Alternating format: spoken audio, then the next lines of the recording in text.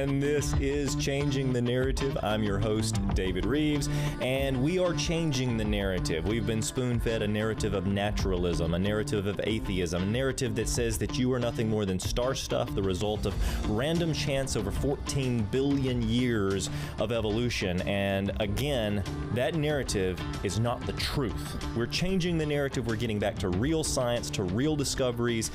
And with me today, I've got Glenn Wilson, a friend who's he actually went on a dinosaur dig, a paleo dig that I led to Kansas a few years ago. But I've gotten to know him so much better, and I want you to meet someone who has become known as the Dirt Doc. Dirt Doc. Welcome to the program. Thank you. My pastor calls me the Rock Doc, and I keep reminding him, no, I'm a soil scientist, not a geologist. And there's a big difference. Oh, tell me just a little bit about yourself. Well, my doctorate is in soil physics and hydrology. Okay. So I've worked as a vital zone hydrologist. That's just hydrology of the unsaturated zone. Okay. And we'll talk a little bit about my background today as we talk about this subject. Absolutely. Yeah. Well, so a good mutual friend, Joseph Hubbard, yes, he's actually speaking on stage in the Wonders Theater tonight. We've got, I think, several hundred people already pre-registered for that. But you've been able to take him to some sites in Tennessee. Y'all have been able to explore sites all over the country. And what we find is that even in our backyard of Tennessee, we're finding fossils. We're finding fossilized plants near coal seams, ferns. We're finding trees still standing upright. But again, when you think about coal and you think about the deposition of all of that, we're talking about plants and things that have decayed, meaning a coal seam is literally this evidence that there was a forest there that got completely compressed. Yes, that's right. And yet we see something different nearly everywhere we go within geology. Right. It's almost like straight, solid lines, one right after the other. Tell me a little bit about this. That's what we saw driving over here today. You drive on 840 and you just see these beautiful road cuts and just these knife-like layers, and you see the layer on top of layer on top of layer, and you see them in the Grand Canyon. I know you've been to the Grand Canyon. Yes. We've had I've had an opportunity to do on-location video at the Grand Canyon, to hike from the very rim all the way to the bottom, and you're right. Everywhere you go, from the very top to the very bottom, nearly every place we see these flat, featureless boundaries where one type of a rock turns into another type of a rock, which turns into another type of a rock, but it's all straight. And I love watching the old Westerns. You watch those shows, you see on TV, everywhere you see, doesn't matter what country, you see these layers that are laid down by laterally flowing water, one layer on top of the other. But there's some things that you don't see, which is what we want to talk about today. Absolutely. So, for years, geologists have said, well, these layers were laid down over millions of years, just for an inch. It may take thousands to 100,000 years per inch. Right.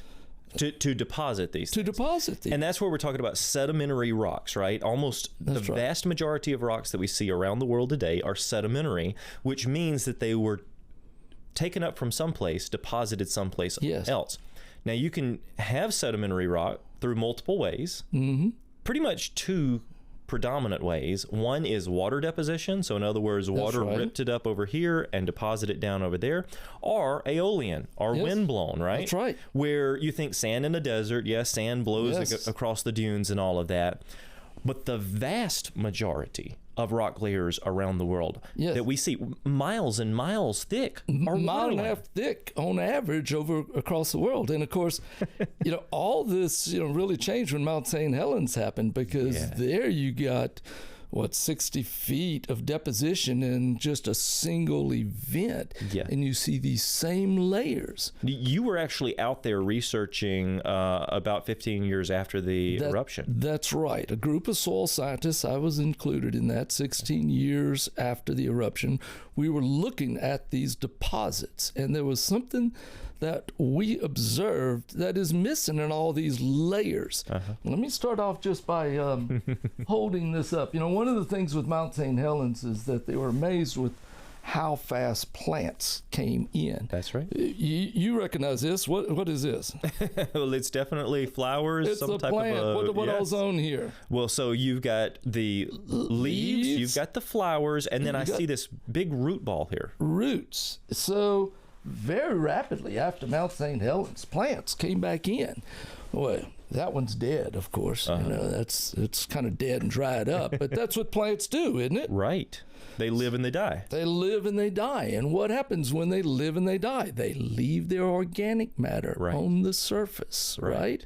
And the roots are taking up nutrients from deep down, and they're bringing it up, and they're mixing the soil. Okay. So what is missing? There's a word for this. Yes, it's bioturbation. Bioturbation. It's a big word, but basically it means that life will stir up the soil wherever life leaves its mark. That's right. So I got involved and really just now getting involved in creation research. I'm a retired soil physicist.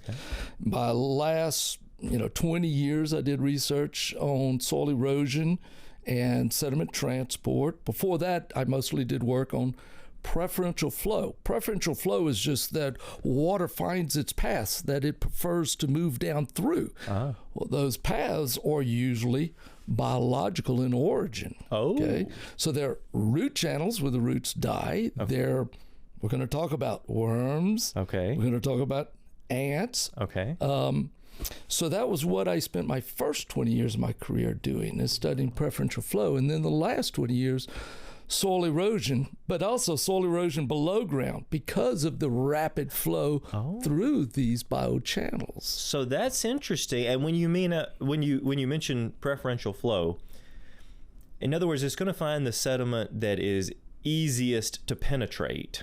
Yes. Water is always going to find wherever it's the easiest path. And that could be where it hasn't fully lithified. That could be where roots have taken, have started to decay or anything.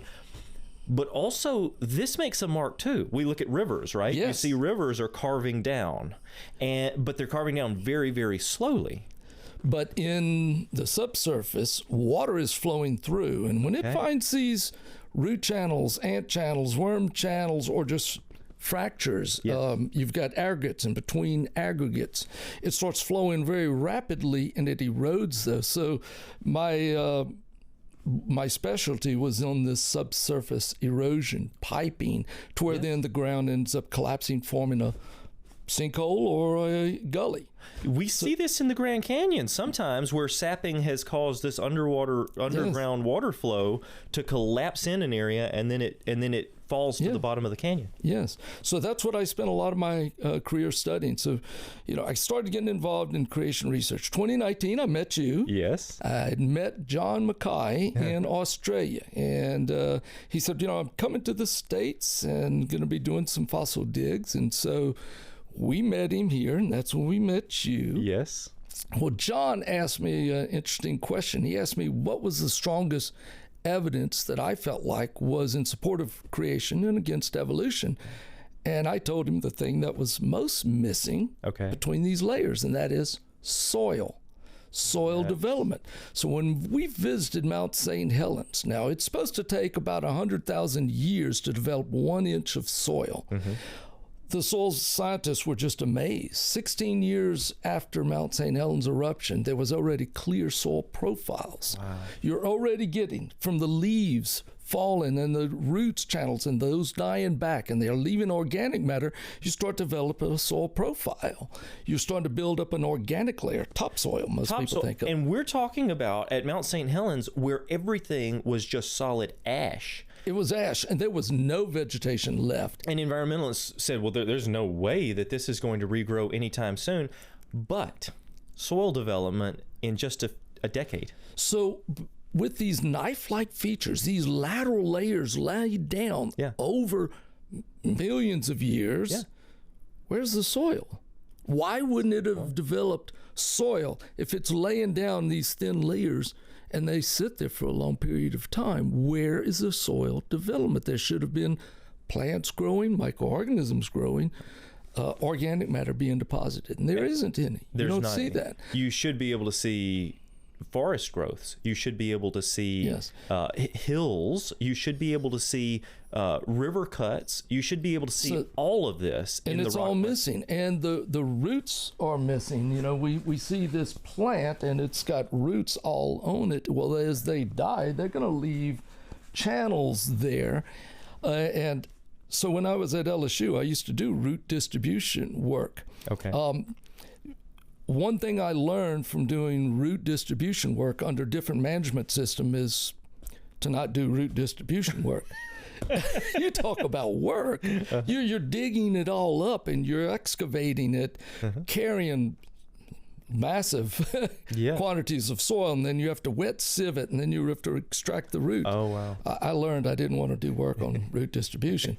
But one of the things that I had a graduate student doing work on, you know what that is? You might not be able to see that. What is that, an earthworm? What is it? That is an earthworm. Oh, my goodness. Now, I've got a colleague who did a lot of research on earthworms. He was as tall as you, maybe a little taller, and he's got a picture of a worm. He's standing up, holding it up, and it's about 8 feet long. Oh, wow. So you can get worms in Africa that's 10 feet long. Yeah. We don't have those here, thank God. But yeah, so we did work on on earthworms and earthworm channels. We, would get them to come to the surface and do earthworm counts. And so you're introducing another component. We've been talking about roots and things, but earthworms leave burrows. They leave burrows. They leave channels down, and they can go down 20 feet down into the ground, and they will leave these channels there. Do we see those in any of these layers? We don't. The other is something you're probably familiar with, and that is, do you know what this is? Let's see. Let's see if I can check this. Now, I've impregnated it with a solution that makes it hard like a rock, but normally that would just fall apart. Right. So it has all of these little. Is that like for ants or? That's ant channels. That's okay. That's not the mound above the ground. That's down in the ground with all the ant channels. Absolutely. And, I brought you something for your museum, didn't I? You did, which I wish we could bring it in here, but that's a tease for everyone to come to the Wonder Center, because I think it's just over a month from now that exhibit hall will be opening up, and you brought me an ant cast. That's right, an aluminum cast of the channels going down. Now, those channels also will go down 20 feet into the surface.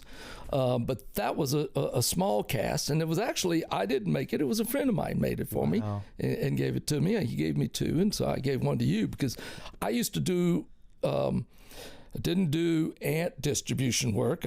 Fire ants, that would be a little more difficult, but I did do a lot of dye staining of ant channels, because that's one of the main preferential flow pathways that water flows through. And then, of course, that can lead to erosion in the subsurface. That can lead to a rapid solute transport, chemical transport through the soil. And all of these things are important in a number of fields. I mean, whether it's agriculture or whether we're trying to develop something, so we want to know. Soil research is extremely important, but no layperson has ever stopped and they're like, well, I wonder if there might be this huge network of ant channels underneath that might compromise the soil. We just don't think of that, but it's true. Yes, it is true. And, these things last. Okay. They last forever. And we don't realize how many ants are out there. Yeah.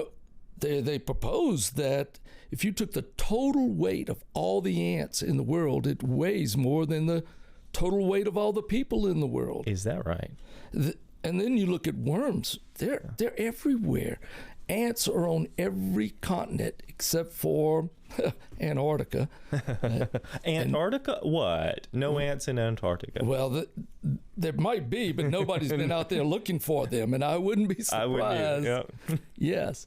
So they're everywhere. So just as we see these lateral features everywhere, all over the world. Yeah. Where's the evidence of there being ant channels? Right. Where's the evidence of there being worm channels? Yeah. Where's the evidence of there being root channels? Yeah. Not just the mixing of these layers, but where's the channels? It's incredibly rare. I've seen a couple of worm burrows over my days, but they're usually very thin, right? Yes. I've seen a couple of clam burrows that have been preserved, but again, they're usually very thin. Yes.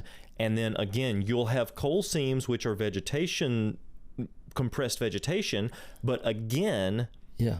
there's no evidence of all of this erosion over time. Or this mixing. Yeah. And so as a soil scientist, I just find it totally preposterous that this sediment could just lay there for 1,000 years, much less thousands and millions of years, and not develop soils and not have any evidence of any biological activity. Wow. It's just, it's mind-boggling. It is. And then, I mentioned, what did I do my last 20 years? I did soil erosion work. A lot of work on gullies. Okay. Edge of field gullies. Okay. So when you look at those layers in the Grand Canyon, when you drive down I-40, what do you see? Do you see evidence of the gullies? No. It's missing. It's completely missing. So where is it? Science is making observation. Where's the scientific evidence for these millions of years of deposition? We can look at rocks which contain about, 700 million years, supposedly million years of deposition. And you look through hundreds of millions of years of supposed deposition, and you see a flat featureless boundary with another flat featureless boundary with another flat feature. It's almost as if all of these layers must have been catastrophically washed in very quickly with massive amounts of water. And one buried rapidly on top of the other. And that's the only explanation that supports the scientific evidences, because if it was laid down there slowly, you would have biological activity, but you'd also have erosion, particularly if you've got a Grand Canyon that's slowly forming. Well, while it's slowly cutting through, there would be runoff going to it, and you'd start forming edge of field gullies, cutting through these layers and then filling in with sediment. We don't see that. I just got back from speaking at Jessup University in California, and as I'm going down some of these valleys and see the hills on the side, it reminded me, and I saw some waterfalls from some fresh rainfall coming off of these hills. It's like, well, you can actually see rock falls on the side of the road, talus, where it's broken off. Yes. And then you go to the Grand Canyon, which supposedly formed over 6 million years while the Colorado River slowly carved away at it. And we see these giant, even horseshoe-shaped canyons coming off of it.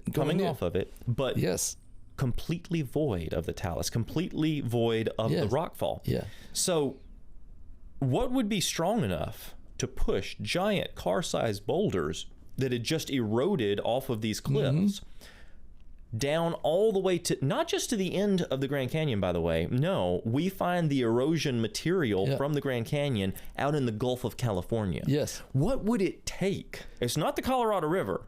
It is something so catastrophic. Yes. So let's now back up for a second, and I want you to talk about the flood in general and the historical implications of that, because this is kind of where we're getting to. So let's just take a moment, back up and tell us about this. Well, I believe it's, clear evidence that it's one big, massive event, but of different energies that we see. And you see these layers are evidence of laterally flowing deposition. But you would have, I just can't imagine it, a year-long flood event of massive deposition, then resuspending, eroding some of those layers off, and then redepositing, because you've got God breaking up the fountains of the deep, and in locations, tsunamis stirring it up again. And then even after it's completely covered, you've got gravity forces, tidal forces, and is circulating and such.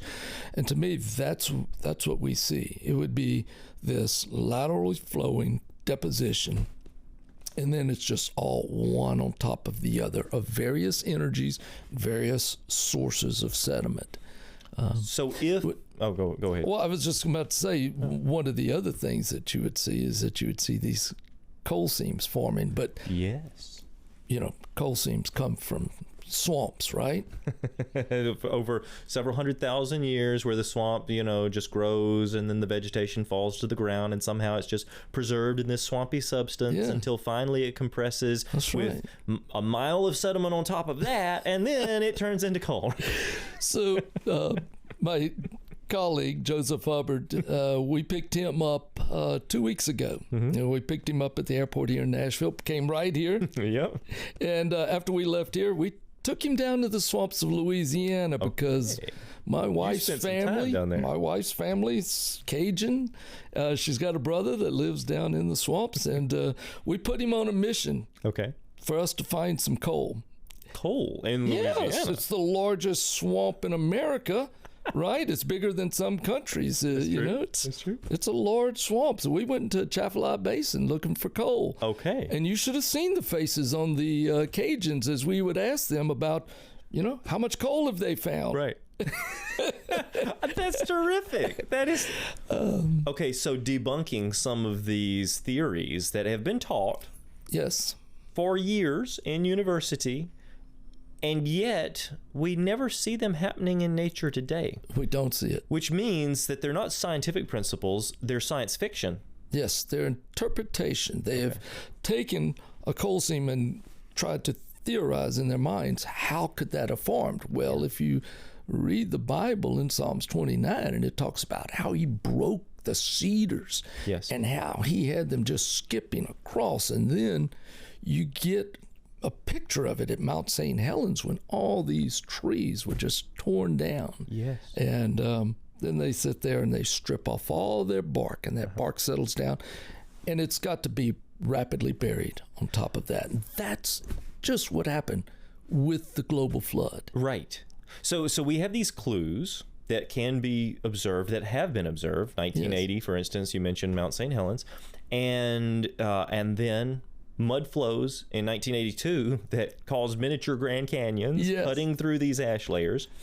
And those little clues of small-scale catastrophism point to something much larger that produced the exact same features, just on a grand scale, including the Grand Canyon, including the miles of sedimentation that we see.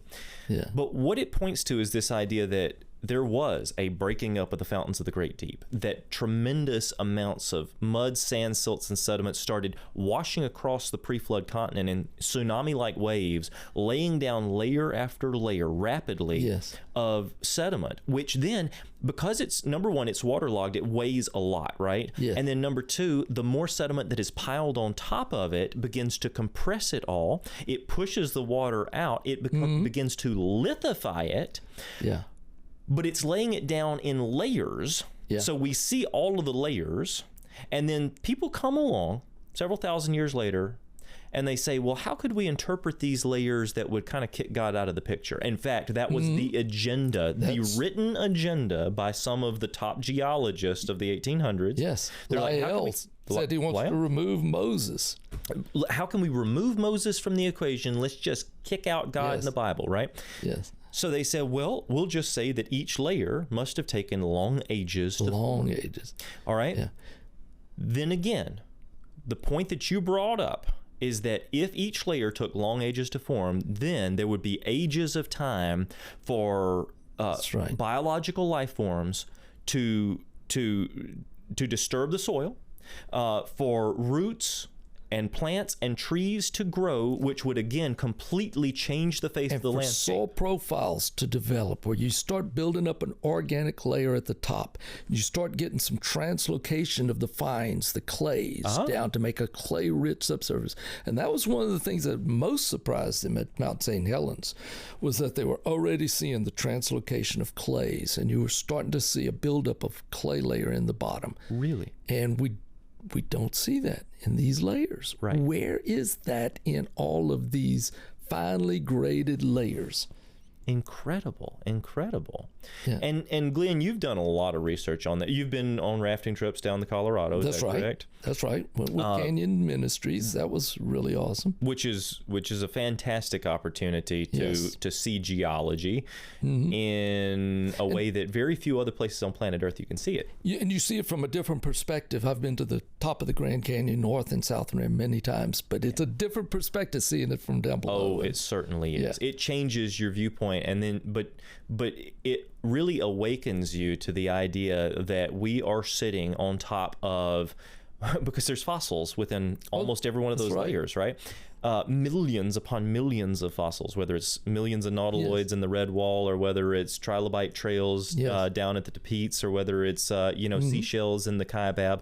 Whatever it is, we're standing, no matter where we stand on planet Earth right now, we're standing on miles of deposition with dead animals and dead plants that have been preserved, snapped, frozen in time in fossils. And those things are all pointing us back to the idea that we have a creator who formed a perfect world. That's right. Then we messed it up. We messed up. That's right. And as a result of that, he was like, but I still want to have a relationship with you. I still love you. That's right. Well, he made a way for that as well, didn't he? That's what is so awesome. And so I love national parks. Yeah. I love the features that we see, but most of our natural parks are really an evidence of God's judgment. You see that even though, we messed up, and God does judge, and God's going to judge again, He provided a way, and the ark is a good picture of that. And His way is through Jesus Christ. That's right. Just like there was one door where all of the animals could enter into the ark to be saved, Jesus is the door. By me, if any man enter, he shall be saved. He says, I'm the way, the truth, and the life, and no one comes to the Father but through me. Amen. Yeah. Thank you, Glenn, for being here today and for sharing with us. And we are going to have you back out, maybe to introduce the new Antcast and the Wonders of Geology exhibit at the Wonder Center. And thank you for joining us on Changing the Narrative. I'm David Rives. Until next time, I want to remind you to keep looking up, because truly, the heavens declare the glory of God.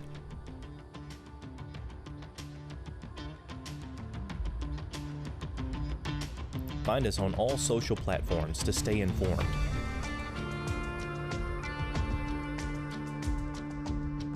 Watch Genesis Science Network 24/7 for free on Roku, Fire TV, and on our website. Visit the world's largest origins-based store, creationsuperstore.com. Plan your trip to the Wonders Center and Science Museum just outside of Nashville, Tennessee.